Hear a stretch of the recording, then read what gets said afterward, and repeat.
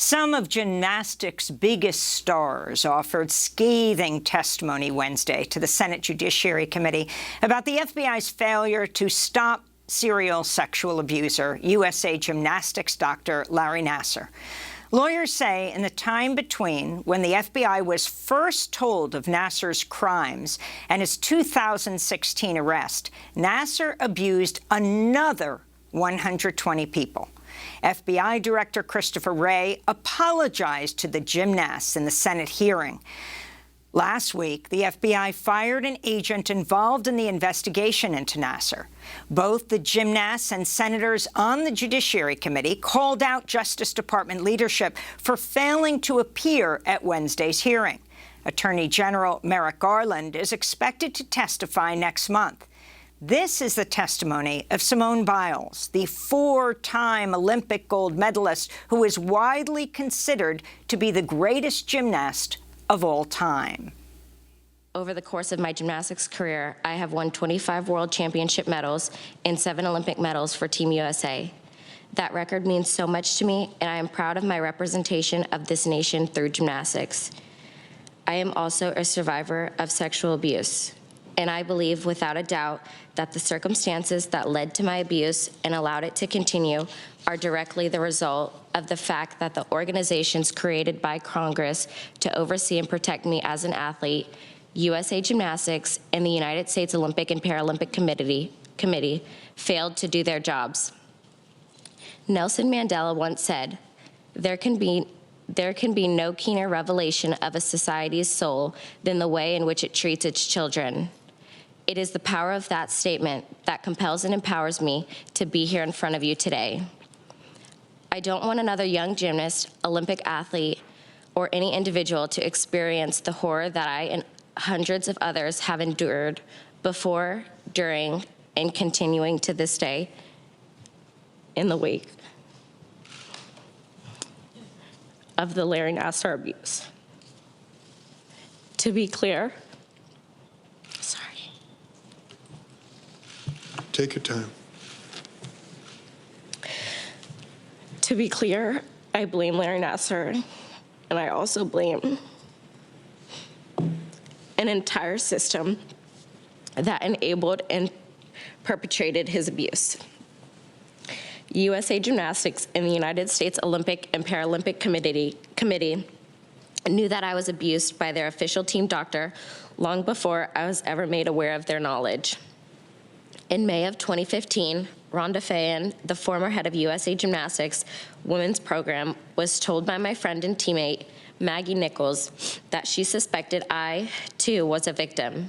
I didn't understand the magnitude of what all was happening until the Indianapolis Star published its article in the fall of 2016, entitled, Former USA Gymnastics Doctor Accused of Abuse.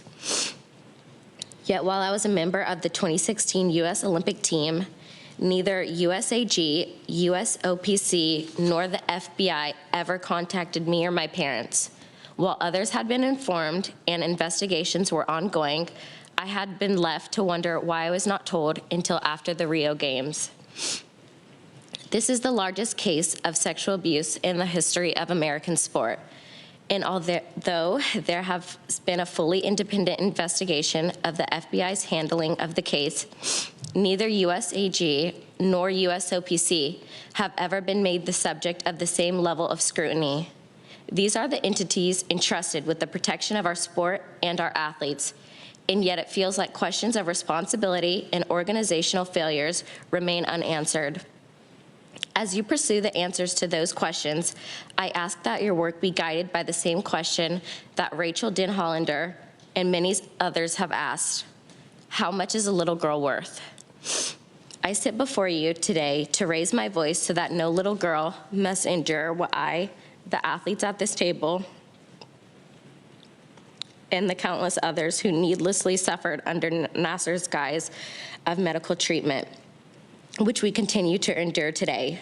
We suffered and continue to suffer because no one at FBI, USAG, or the USOPC did what was necessary to protect us. We have been failed, and we deserve answers. Nassar is where he belongs, but those who enabled him deserve to be held accountable. If they are not, I am convinced that this will continue to happen to others across Olympic sports. In reviewing the OIG's report, it truly feels like the FBI turned a blind eye to us and went out of its way to help protect USAG and USOPC. A message needs to be sent. If you allow a predator to harm children, the consequences will be swift and severe. Enough is enough. That's Simone Biles, the four-time Olympic gold medalist, testifying before the Senate Judiciary Committee Wednesday about the FBI's failure to stop serial sexual abuser, USA Gymnastics doctor, now imprisoned, Larry Nassar. Biles mentioned Rachael Denhollander, who in 2016 was the first gymnast to publicly speak out against Nassar. On Thursday, Rachael Denhollander spoke to Democracy Now! I am so proud of the athletes who testified and the light that they're shedding in these dark spaces. But to see over and over and over again the depth of systemic failure and just the incredible damage that was done to them and to all of the survivors who came after they reported when that didn't need to happen is a very heavy burden to bear. And I think something we need to be asking as we're watching this unfold is, what are we not seeing? Because the reality is most survivors of sexual assault who report will tell you that this is a story that they could tell too. It is very difficult to get law enforcement to take reports of sexual assault seriously, to pursue the case with diligence, to prosecute it to the fullest extent of the law. And we need to start looking at what we saw yesterday and ask what we're not seeing. What happens to the survivors who don't have an army of 500 women? What happens to the survivors who don't have Olympians headlining their case and raising the profile of the gross negligence and the corruption that's taking place in our system? In 15 months, the FBI did absolutely nothing except allow over 100 little girls to continue being abused. So we need to be looking at what has to change in this case, but it's not just a problem with this case. We've got to start asking what's got to change in the system, so that survivors that we don't see aren't going through what these women went through, and have a justice system that they can truly rely on. Those are hard questions, but they've got to be asked. And these words are cheap if they're not followed by action. That's Rachael Denhollander, the first gymnast to speak out publicly against Larry Nassar. For more, we're joined by Mark Alesia, who Denhollander first contacted in 2016 when he was part of the investigative team at the Indianapolis Star. She told him, quote, "I'm willing to do anything you need. I want this to end." Mark's team then broke the story about Dr. Nassar's abuse. He is now Director of University Communications at Indiana State University. Welcome back to Democracy Now!, Mark. We talked to you just after Nassar's trial and sentencing, that remarkable moment when one woman, one gymnast after another stood up and talked about how he had wrecked their lives, but talked about surviving. Now we have the top gymnasts, some of the most famous women in the world, like Simone Biles, testifying before the Senate. They specifically focused on the FBI. Tell us this story from the beginning. You were there. How is it that the FBI dropped the ball so completely? And are we going to see criminal charges against FBI agents? Well, I don't know if we're going to see those charges, but I think it was Senator Leahy who said there are a whole lot of people who ought to be in jail after this. What happened was the FBI did not take the gymnast complaints seriously. They didn't, offices in different cities didn't communicate with each other, and there were conflicts of interest. There was an FBI agent who was talking to the president of USAG, Steve Penny, about getting a job with the U.S. Olympic Committee. Now, and in that they were so chummy that in one of the emails, Steve Penny told the FBI agent that he would like to, quote, body slam the reporters, myself, Marissa, and Tim. That's Steve Penny. And by the way, he's one of the people who isn't in jail. So let's talk about why Indianapolis is so important. You mentioned the U.S. Olympic Committee. Talk about who first came forward to the FBI and what happened to that complaint. That would have been, I believe, Michaela Maroney very early on. She wasn't taken seriously. I think she testified that The agent said, that's it. So let's go. I want to go to the Olympic gold medalist Michaela Maroney testifying before the Senate Wednesday. This was very clear, cookie-cutter pedophilia and abuse. And this is important because I told the FBI all of this, and they chose to falsify my report and to not only minimize my abuse, but silence me yet again. I thought, given the severity of this situation, that they would act quickly for the sake of protecting other girls. But instead, it took them 14 months to report anything when Larry Nassar, in my opinion, should have been in jail that day. The FBI, USOC, and USAG sat idly by as dozens of girls and women continued to be molested by Larry Nassar. So, Mark Alesia, talk about how you got involved, the tip, how you ended up going down to Louisville to interview Rachael Denhollander. My teammates and I, Marissa Kwiatkowski and Tim Evans at the Indianapolis Star, we did a story. The first one was right on the eve of the Rio Olympics in 2016. And after that story came out, we received an email from Rachael saying I wasn't abused by a coach, but this was a doctor. And if you're interested, I will speak out, and I will speak out by name. I drove down to Louisville, and I interviewed Rachael. She came off as intelligent, sincere, passionate, utterly credible. Then a lawyer and a mother of three. And a lawyer and mother of four now, I believe. And yes, everything. And what really, I think, bothers me, it angers me. It doesn't just bother me. It's 5 years after that. It's 5 years after that. And those women had to show up in front of a congressional committee and bare their soul again to make people understand what happened. These survivors, 5 years later, they are still looking for answers. They are still looking for justice. And that's outrageous. And there's another piece to this, too. The survivors also have been trying unsuccessfully to get Michigan State University to release 6,000 pages of documents from an investigation into Nassar that they are withholding because of attorney-client privilege. Now, this is amazing. Michigan State, the president has had to resign, but he wasn't criminally charged. That's where the, U.S. Olympic Committee's Dr. Nassar worked at Michigan State. And he abused these girls, these young women, for decades.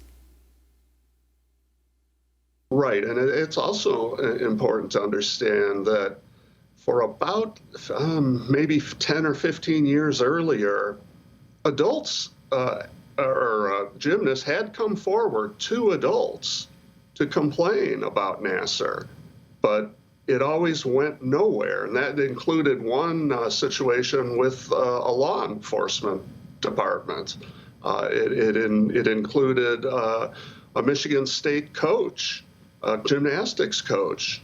It included people who couldn't possibly believe that great, wonderful Larry Nassar could do such a thing. Adults had failed these children at every level. This is just an absolute tragedy.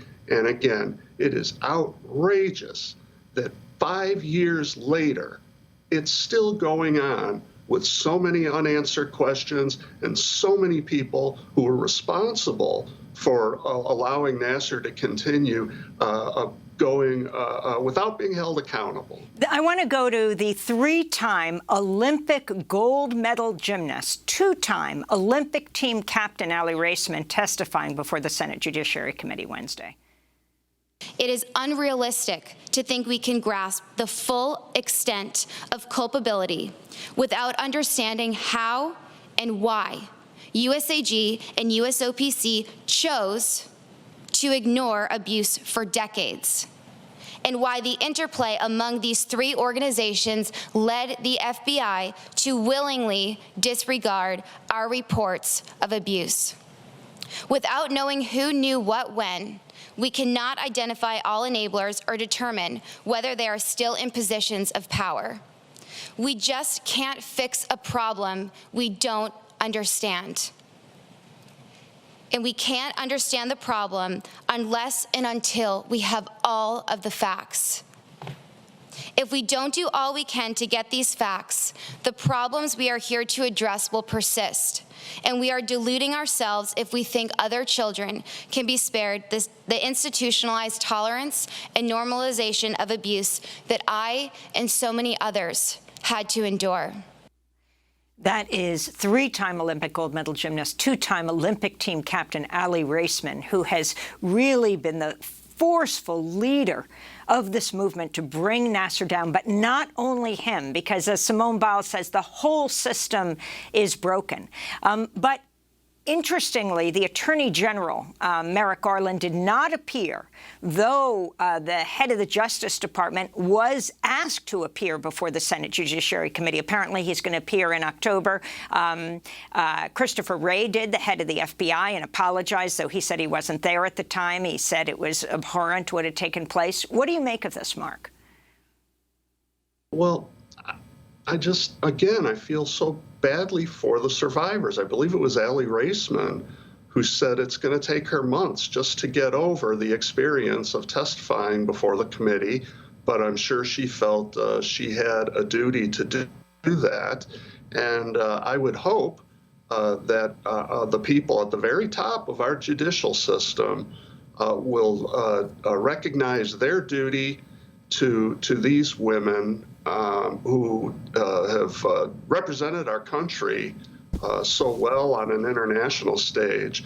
But, you know, I think it's also important, Rachael Denhollander, kind of typically for her, she can cut straight to the crux of an issue, but she's not just looking at abuse in gymnastics. She is talking about the ordeal of women who report sexual assaults and what they go through in all walks of life. Especially, I mean, you're talking about gold medalists, world-renowned women. If they are not taken seriously, what is everyone else supposed to think? Last point, Mark Alesia, and it's one you made with us right after the trial, is that these women came forward. It's not like they run track, where it's very clear who wins first, second, and third. The whole sport is judged by committees. And that's where they were incredibly brave in coming forward, because when you rock the boat, these committees don't have to take your scores, your speeds. They can decide if you're a troublemaker or not and ice you out. Right. And I think by the time a lot of the people who had testified at the Nassar sentencing, they were probably done or close to done with their gymnastics careers. But that's certainly just sort of one factor in a system where people are sort of groomed to be pleasers and, as you said, not to rock the boat, certainly not with their coach.